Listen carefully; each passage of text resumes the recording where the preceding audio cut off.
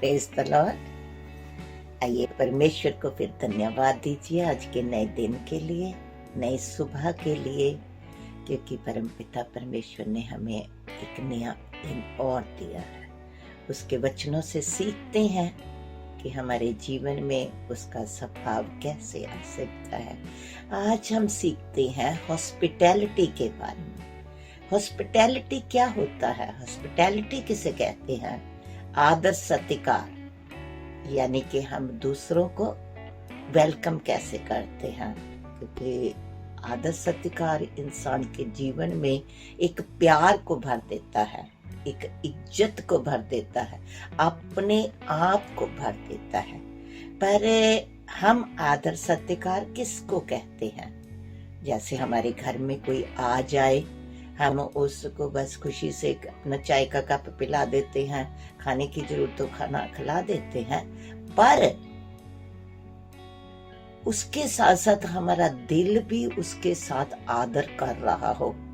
क्योंकि किसी को इज्जत देने के लिए, किसी को आदर देने के लिए ये जरूरी है कि हमारी भावनाएं उसमें शामिल होती हैं। क्योंकि आदर सत्कार एक महान वर्ड है जो कि हमारे संबंधों को, एक दूसरे के संबंधों को बढ़ाता है, हमारे दिल में किसी के लिए दर्द को दिखाता है, यानी कि हम हमारे दिल में दूसरों के लिए कितनी इज्जत है, कितना प्यार है।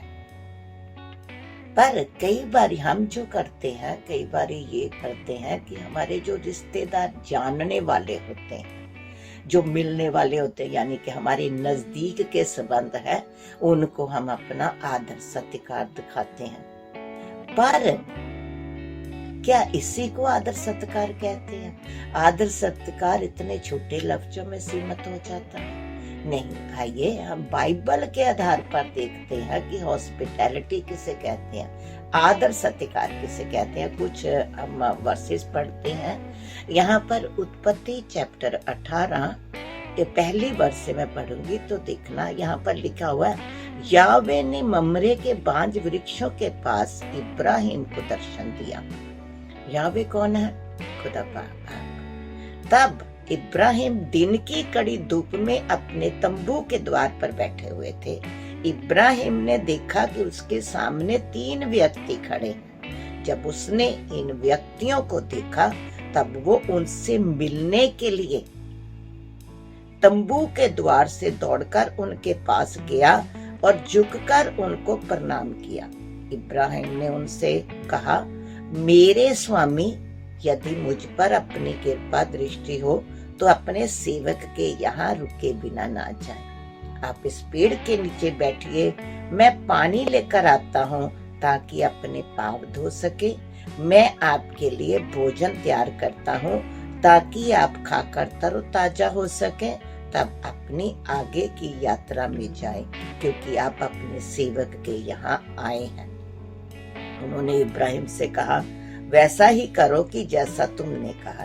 इब्राहिम ने जल्दी से तंबू में सारा के पास गए और कहा, तुरंत 3 माप मैदा गूंदकर कुछ रोटियां बनाओ।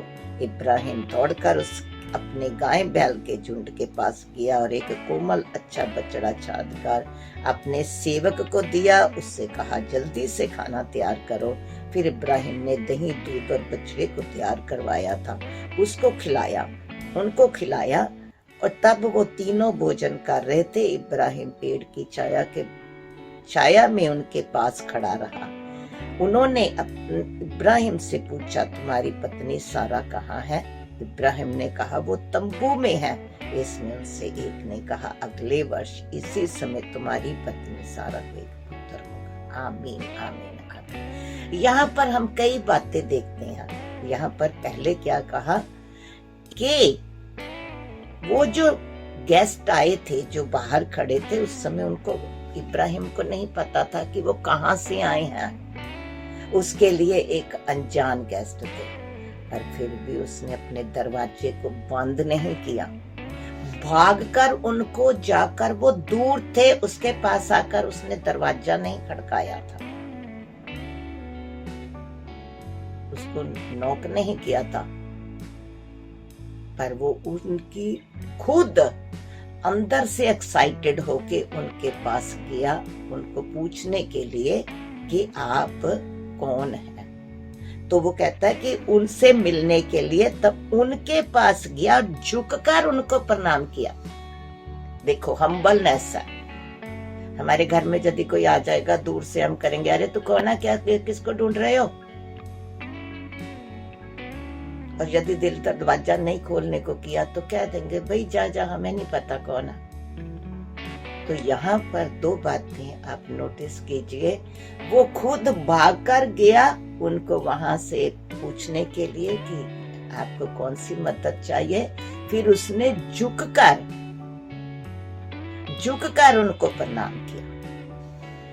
इब्राहिम ने उनसे कहा, मेरे स्वामी और मुझ पर आपकी कृपा दृष्टि हो तो अपने सेवक के जा रुके बिना ना जाए। वो खुद उनको बुलाकर वेलकम करके लेकर आया कि मेरे घर में आओ। आकर उसने उनको सारा को कहा कि आप इनके लिए खाना तैयार करो, और खुद भागकर वो एक कोमल पेड़ को लेने के लिए गया। तो यहाँ पर हम सारे को इस पूरी वर्सेस को जब पढ़ रहे हैं तो अलग अलग हॉस्पिटैलिटी कैसे हमें दिखाई दे रही है। तो इस तरह जब उसने उनका आदर सत्कार किया, अपनापन दिखाया, उनको रेस्ट करने के लिए उनके पैर धोकर उनको अंदर इज्जत से बैठाया और उनको रेस्ट करवाने के लिए वो लेकर गया। फिर उसको क्या मिला बदले में, जो वो एक उसकी पत्नी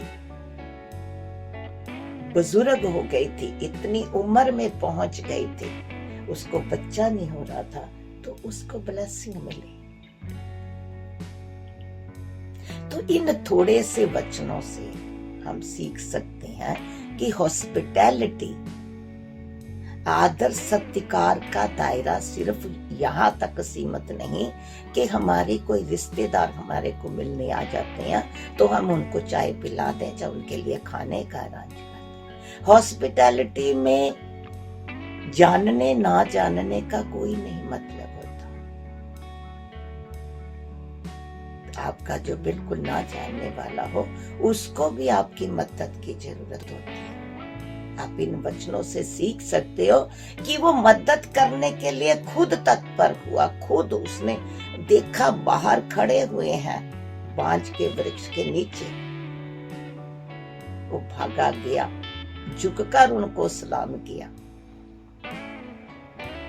तो इसलिए अपने जीवन को हमें ऐसे ही बनाना चाहिए, ऐसा ही हमारा भी जीवन होना चाहिए, क्योंकि परमेश्वर के जीवन से, उसके स्वभाव से हमें ये सब कुछ मिल रहा है। क्योंकि जब तक हमारा जीवन नहीं बदलता, जब तक हमारा अंदर नहीं बदलता, अंदर से हम हम्बल नहीं होते, अंदर से हमें प्यार नहीं नजर आता, हम्बल से हमें दूसरों की रिस्पेक्ट नहीं नजर आती, तब तक हमारे अंदर परमेश्वर का स्वभाव नहीं हो सकता। परमेश्वर के करैक्टर को बनने के लिए हमें अपने करैक्टर को बदलना, अपनी सोचों को बदलना, अपने स्वभावों को बदलना। परमेश्वर का धन्यवाद है कि परमेश्वर का कलाम भी हमें बदलने में सहायता करता है। हमारे जीवन में वो हम्बलपन लाना चाहता है जो हम्बलपन हमारे परमेश्वर के पास था। हम उसका धन्यवाद करते इस कलाम के लिए, उसके वचनों के लिए। परमेश्वर आपको बहुत बरकत से दे, सारा दिन आपका आशीष और बरकत से भरा रहे। आमीन आमीन। ਯਿਸੂ ਦਾ ਪਾਕ ਮਜ਼ਬੂਤ ਤੁਹਾਡੇ ਲਈ ਪੇਸ਼ ਕਰ ਰਿਹਾ ਹੈ ਬਾਈਬਲ ਸਟੱਡੀ, ਅੱਜ ਦਾ ਵਿਚਾਰ ਤੇ life changing study and messages. Subscribe ਕਰਨਾ ਤੇ ਸ਼ੇਅਰ ਕਰਨਾ ਨਹੀਂ ਭੁੱਲਣਾ ਤਾਂ ਕਿ ਤੁਸੀਂ ਦੂਸਰਿਆਂ ਤੱਕ ਘਰੇ ਬੈਠੇ ਬਿਠਾਏ ਖੁਸ਼ਖਬਰੀ ਪਹੁੰਚਾ ਸਕੋ ਤੇ ਖੁਦਾਵੰਦ ਯਿਸੂ ਮਸੀਹ ਦਾ ਹੁਕਮ ਪਹੁੰਚਾ ਸਕੋ। ਜੈ ਮਸੀਹ ਦੀ, ਹਰ ਸ਼ੈ ਮਸੀਹ ਦੀ, ਤੇ ਮੈਂ ਮਸੀਹ ਦੀ।